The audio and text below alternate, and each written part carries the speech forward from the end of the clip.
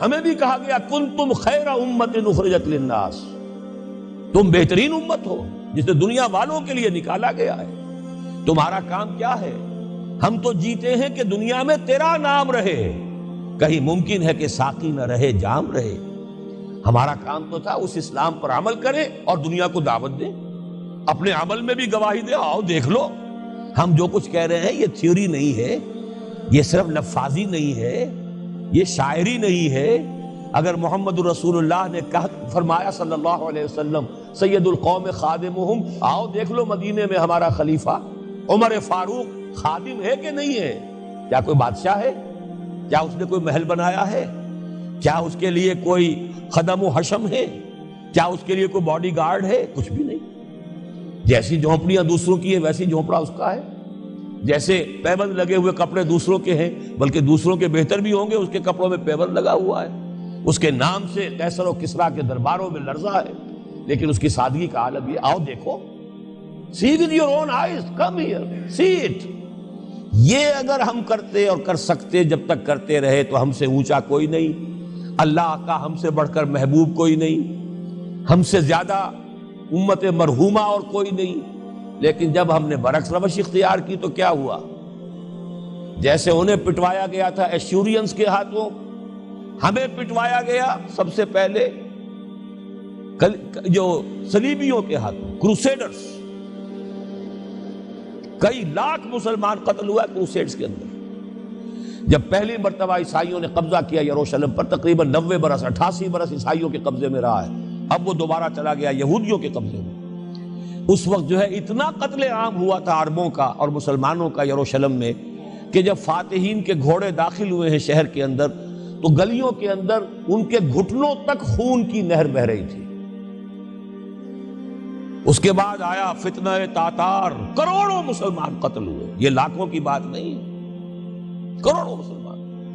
پورا روسی ترکستان کا علاقہ ختم ہوا، افغانستان ختم ہوا، ایران ختم ہوا، عراق ختم ہوا، 4 عظیم مملکتیں۔ اور آخری خلیفہ بنو عباس کا وہ گھسیٹ کر نکالا گیا اپنے محل سے، مستعصم باللہ۔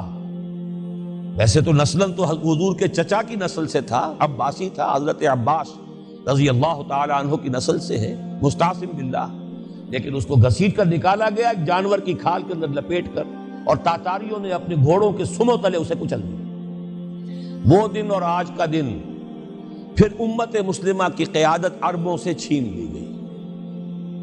اس کے بعد اللہ نے پھر کرم فرمایا، پھر کچھ اولیاء اللہ کے ذریعے سے، کچھ صوفیاء کے ذریعے سے اتنا بڑا معجزہ ہو گیا، جیسا کہ حضرت عزیر علیہ السلام کے ذریعے سے ہوا تھا کہ یہود میں دوبارہ انابت اللہ، توبہ کا جذبہ پیدا ہو گیا۔ ایسے ہی کچھ صوفیاء کرام کے ذریعے سے، نیک لوگوں کے ذریعے سے، اللہ والوں کے ذریعے سے، وہی تاتاری جنہوں نے کروڑوں مسلمانوں کو قتل کیا تھا خود مسلمان ہو گئے۔ ہے آیا فتنہ تاتار کے افسانے سے، پاسباں مل گئے کعبے کو صنم خانے سے۔ پھر غلبہ ہوا، پھر ترکوں کی عظیم حکومت قائم ہوئی، ترکان تیموری، Terken Usmani, Terken Seljuqi, Terken صفوی۔ عرب تو معزول ہو گئے تھے لیکن ترکوں کی زیر قیادت پھر گریٹ آٹومان امپائر بھی قائم ہوئی۔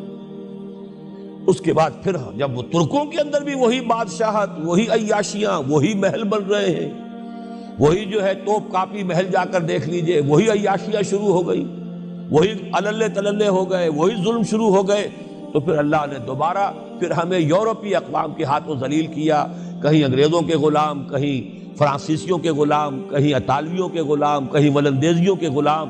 پورا عالم اسلام اس صدی کے آغاز میں پہلی جنگ عظیم کے بعد پورا عالم اسلام غلامی میں تھا، سوائے نجد کا ایک علاقہ تھا کہ نجد میں ابھی تیل برآمد نہیں ہوا تھا، ورنہ سب سے پہلے پنجے وہاں گڑتے، وہاں ریت میں جا کے لینا کیا تھا۔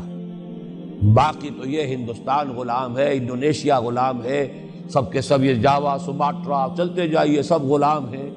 اس کے بعد ایران چاہے براہ راست غلامی نہیں تھی لیکن انگریزوں کے انتداب میں تھا، کنٹرول انہی کا تھا، عراق پر انگریزوں کا کنٹرول تھا۔ اسی طریقے سے یہ ساری جو عرب مملکتیں ہیں یہ انگریزوں کے زیر اثر تھی، اور یا یہ کہ فرانسیسیوں کے زیر اثر تھی۔ شمالی افریقہ یا فرانسیسیوں کا تھا یا اسپین کا تھا، اور یا یہ کہ اطالویوں کا تھا، لیبیا۔ یہ حال ہمارا ہوا۔ یہ ہے اصل سبب اور یہ ہے معاملہ